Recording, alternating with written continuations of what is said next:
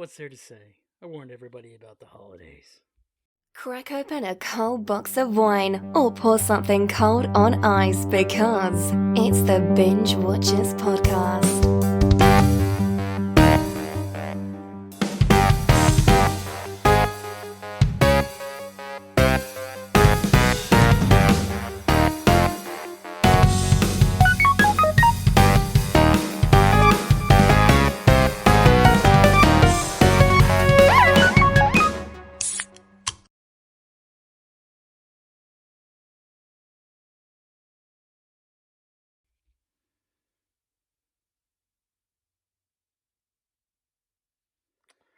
American Psycho remake has found its American Psycho in Aston Butler.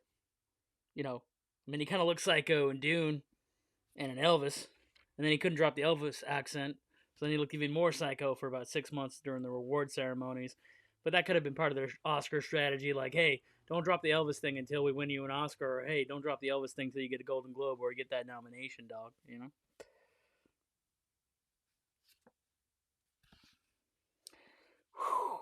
They're gonna make a Mighty Mouse. Apparently, it's Ryan Reynolds. I'm kind of all Reynolds out. I've started calling him Reynolds Rap.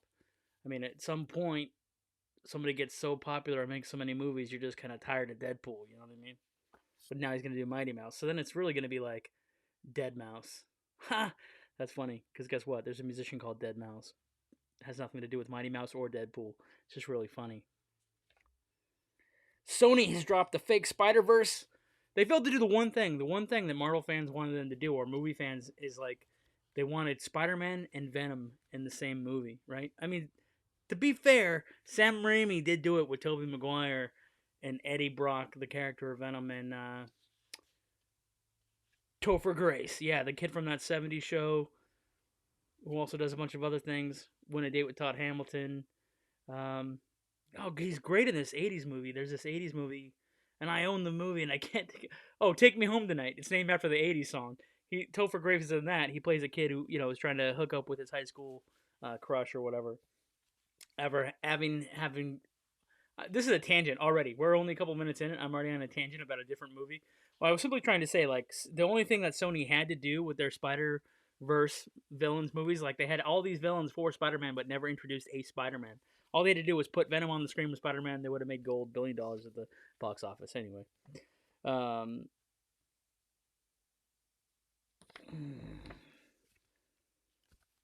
oh, I think that's it for the headlines. I think we're gonna roll into this episode. Holy crap! Well, what do you know?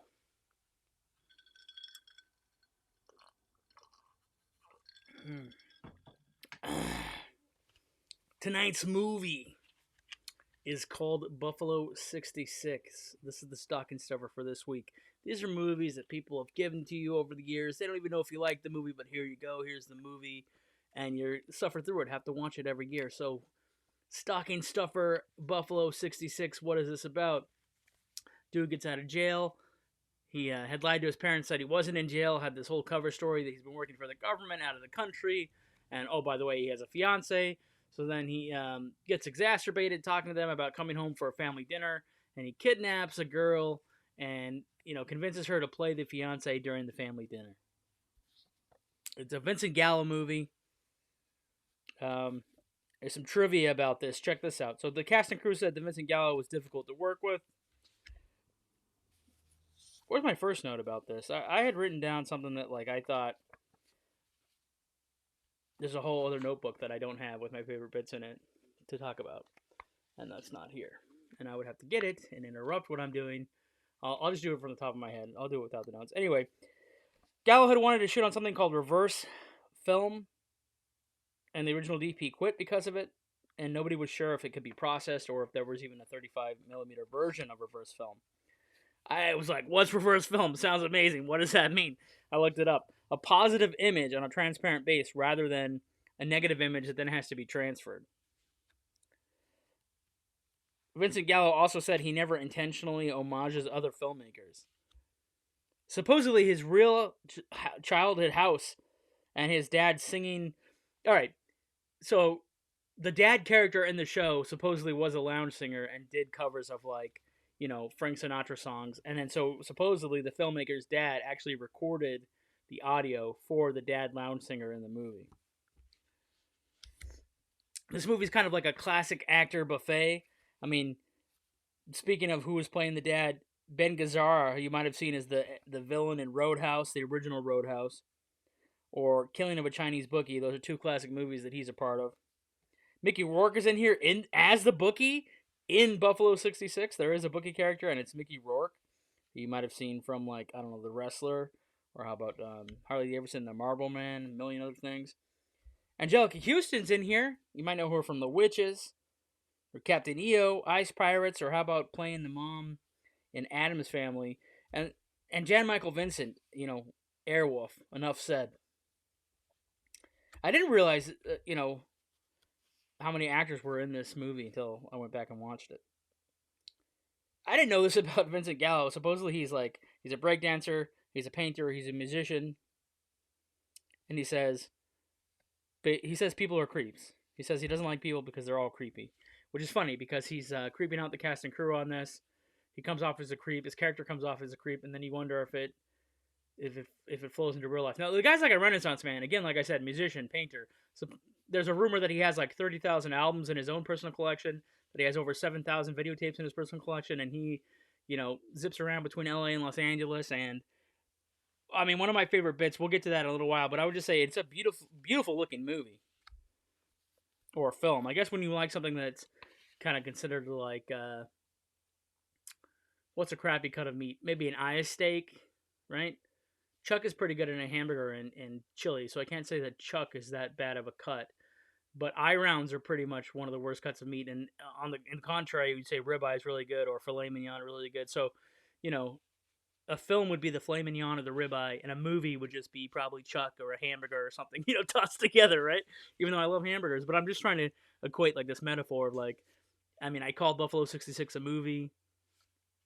In general terms, I guess you could call it a movie, but you want to say it's a film, right? Because it's a beautiful looking thing and it's acted really well. What's going on?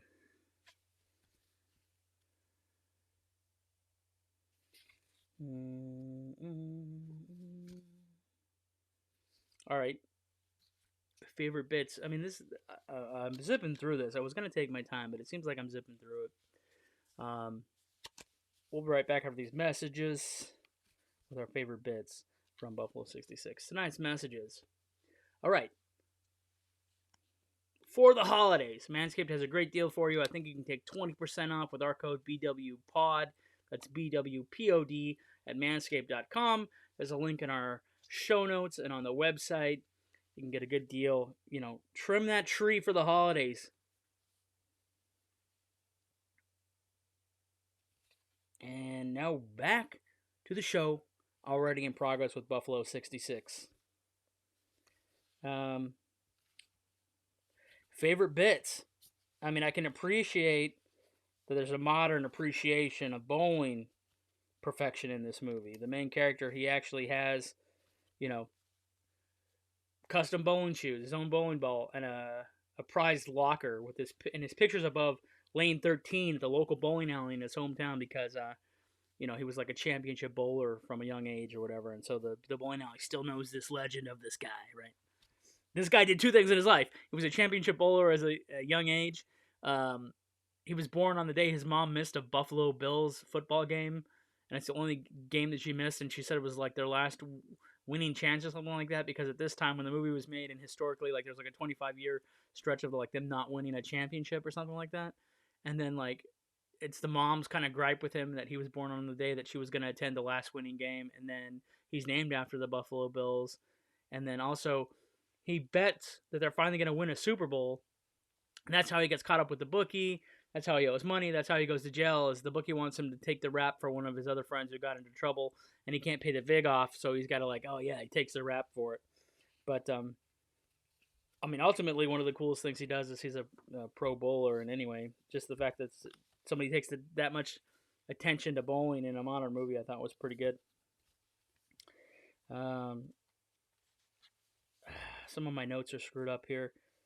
Like I said, taking a chance with the reverse film was a good idea because in this case, the gamble paid off. The movie's about gambling too. That's really funny, and they also took a chance on what it was going to look like. Um, it's a really beautiful film, and I can't really fully explain the tones of the movie. It seems like really bright colors, but they're muted somehow, like they have a filter over them.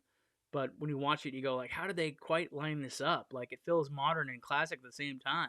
Like the movie's taking place in the late '90s, early 2000s, or something like that. It's like what would have been modern day when the movie came out, but it feels like you're in the '70s, even though you know you're not in the '70s. There's modern cars, there's regular things going on, but you feel kind of like you're still time capsuled in some kind of like pseudo reality. So anyway, Vincent Gallo, in my opinion, is like a really great filmmaker. And if he's like an auteur, if he's a weird guy and he's so particular, that's how he pulls off these great movies or great films. Sorry, I corrected myself earlier. Now I'm going back to the word movie because I just think it's easier for me to say. I love saying the word movie and not the word film. But and also putting the list together of like past credits for some of the actors, I didn't realize that Angelica Houston was in so many fantasy movies. Right? She's in The Moms in the Addams Family. She's in Captain EO as the villain. She's in freaking Ice Pirates as one of the pirates. And I didn't realize that she has. I mean, she's also in Prizzy's Honor, and she's in this other movie. I mean, look. The Houstons are like Hollywood, one of those Hollywood families that has a bunch of them, and they're all in all this stuff. Like her son was in Broadway Empire, I think on HBO, which is like a mobster show. I think his name is Jack Houston. He's named after the grandpa because her dad's like a famous filmmaker, John Houston, whose nickname is Jack. Something like that. Um, whew. Favorite bits. Okay, so I like the way it looks. I think like eccentricities, Vincent Gallo is compelling to see on film, and how kind of like aggravated all the actors are in the family scenes is really incredible. I mean, I guess Christina Ricci had a hard time because she was cast as the girlfriend. She was actually 17 in real life and had a stage parent. And there's a lot of like not adult themes in the sense that there's adult material. Like there's not really sex in the movie, but there's like really deep emotional resonating relationship stuff that maybe she couldn't. I don't know. If you're 17, can you understand the complexities of the 35-year relationship between the mom and the son and all this other stuff? I don't know. I don't think she has enough mileage in life at that point when she's actually cast in the movie to understand the other things that are going on in the scenes. But I could understand Vincent Gallo being like, I can't handle this. She really is just a child, and she's supposed to be in these. But he cast her, so that's the other issue here. She got cast at 17 in this movie, and she's supposed to be playing 18, 20, 21, whatever she is. And listen, there might be one uncomfortable scene. There's a bathtub scene, right? His character's like, "Don't get in the bath with me," and she's like, "Well, I want to come in," and they're in the bathtub together, and you go like, once you know about the casting, you know about the reality of time and life and everything. You go, "Oh shit, maybe she shouldn't be in the fucking bathtub with him," but whatever. Um, let's see.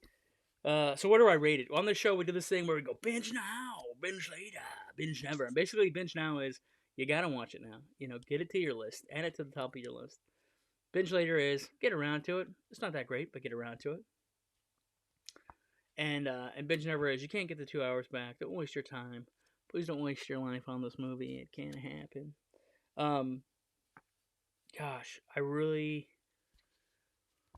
thought that was more pretty to look at this time, and but I was caught up in the melodrama last time, and I didn't realize how many classic actors popped up in here in cameos. It's kind of like a dream cast for Vincent Gallo to have these people in there, right? There's so much going behind the scenes that kind of cloud your judgment. So I guess if you don't know the drama behind the scenes, you don't know the difficulty of the cast and the crew, and wondering, I'm personally wondering, would I be that difficult as a creator? Maybe. I mean, if you have this vision and you're like, the only thing that matters at the end of the day is what you're creating, and nothing else matters and can't get in your way. I will say, this movie looks so good and sounds so good and it's written so well that it's like, man, if there was an example of a movie that makes you want to go out and make a film, this is it. Like you kind of like get oddly inspired to be artistic watching this movie. So, you know what? For the sake of that, then I got to push it back up to a binge now. Honestly, I was gonna veer into binge later territory, but I think I'm gonna bump it back up to a binge now. Now, if this movie isn't your cup of tea, and you want to see something, if there's something else I can recommend, what do we got? What do we got? What do we got? We got these. Here we go. I actually introduced my woman to Bad Santa, and they also ranked Home Alone as the best Christmas movie of all time. Just recently, there was like an internet poll, and it's like, oh, the greatest Christmas movie, which is pretty cool. That's from my generation. It's part of my generation. Anyway, and Home Alone usually plays in theaters at Christmas time. So if it's holiday season and you're trying to look for Home Alone, you might be able to find it in the theater, playing at the drive-in, something. Um, I just lost this list that I was looking for. Oh, here we go. It's a good time of the year. What's on my holiday playlist? I'll tell you. On Amazon Prime right now, there's 3 titles that you can go take a look at that I highly recommend with honors. Okay, Brendan Fraser plays a Harvard law student who loses his dissertation in a sewer grate and actually gets picked up by a how do we say it politely or creatively? I don't know. It's a homeless man picks it up, and it's Joe Pesci, and he helps the kid rewrite it because it's not well written. The kid is very judgmental, and the homeless man shows him who's dying, by the way. He has asbestos poisoning or something, and he was a merchant marines, but he's estranged from his daughter. He's living illegally somewhere on campus in a furnace room, and then he teaches this kid about real life, real philosophy, and gets the kid to kind of come out of his anxious, antisocial shell, shows him a little taste of real life, and then the kid helps him get back on his feet, and they rewrite the paper, and it's kind of awesome. It's a feel-gooder, and it's a pick-me-up, and it's a good thing to watch this time of the year. You can revisit One Crazy Summer, John Cusack, or Ready to Rumble. Have you seen this movie? Yeah, that's right. It's like 2 guys are wrestling fans, become wrestlers. They have real wrestlers in the movie playing the wrestling characters. It's great. Ready to Rumble. These are all 3 with honors. One Crazy Summer and Ready to Rumble.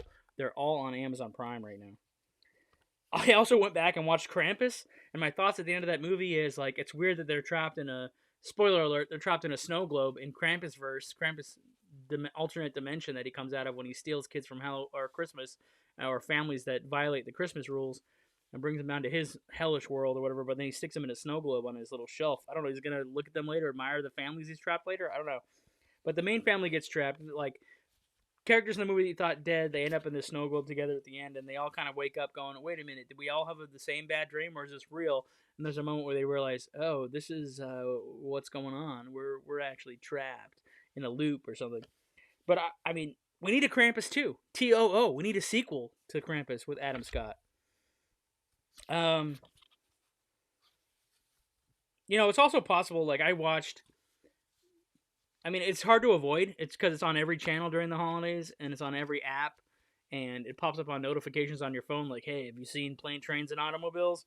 So somehow, between Thanksgiving and the end of the year, or these holidays that are here in the United States or whatever, I'm sure some of them are international. I know Thanksgiving isn't it, whatever, Food Day, National Food Day, or Indigenous Time. It's not considered everywhere around the world, but I mean, people generally celebrate it because it's America first, right, or whatever. No, I'm just kidding. I don't know.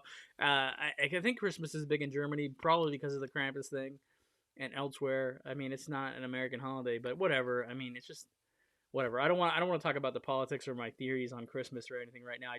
Maybe I did that last year, bah humbugging. But anyway, it's possible that some of my friendships in real life are because I simply remind my friends of Del Griffith vaguely from Planes, Trains, and Automobiles. Not saying I'm John Candy, not saying I'm Del Griffith. I don't even have a mustache currently, but just his outlook on life and his general attitude. I think maybe my friends are my friends because I remind them of a movie character. And I've always made jokes. If I'm ever talking about myself in a negative sense, IRL, in real life, as they say, I always say I'm a cartoon character. And so it's just funny if they thought that, anyway, whatever, But personally, I've had one of the worst years that I've ever had, and I want to say to people after watching this film, and thinking about the year, don't be trivial. If you love something, pursue it, no matter what. No matter what is key, I think. No matter what, if you love something, go do it, no matter what. I think that's pretty key.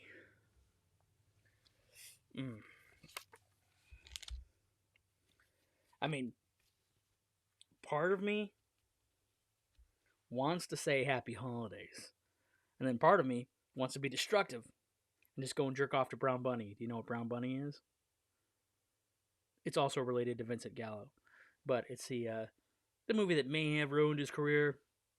May have put himself out there, in quotes, put himself on screen.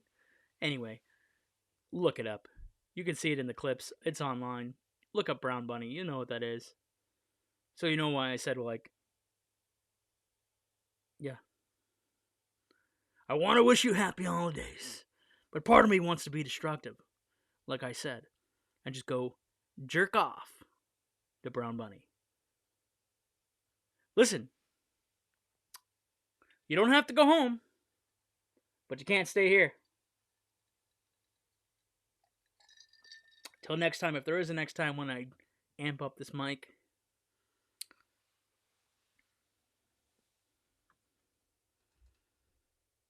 Happy holidays. There, I said it. You happy now? Does it really make you happy? Actually, let's all go watch Brown Bunny together.